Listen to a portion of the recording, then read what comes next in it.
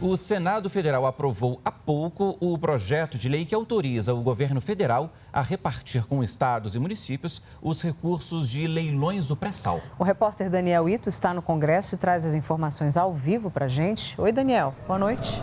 Boa noite, Catiúcia. Paulo, também é você que nos assiste. A PEC foi aprovada por unanimidade no Senado pelos placares de 74-0 no primeiro turno e 69-0 no segundo turno. Segundo a proposta, estados e municípios têm o direito a receber 30% do valor dos leilões do pré-sal, sendo metade para cada um, ou seja, 15% para os estados e 15% para os municípios. Os outros 70% vão ficar com a União. Além disso, os estados onde se localizam os poços de petróleo que estão sendo leiloados têm direito a ficar com 3% do valor total, que vai ser descontado dos 70% da União.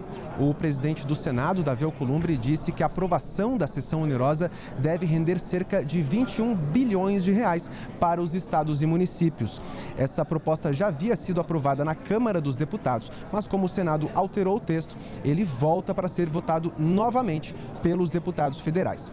Bom, e amanhã a Comissão de Constituição e Justiça do Senado deve votar as duas PECs da reforma da Previdência.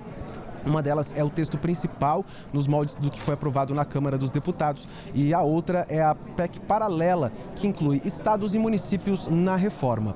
Em caso de aprovação das PECs na CCJ, elas devem tramitar praticamente juntas no plenário. Isso porque houve um acordo de líderes e alguns ritos processuais foram encurtados, principalmente com a PEC que inclui estados e municípios na reforma, de forma a tramitar mais rapidamente no plenário.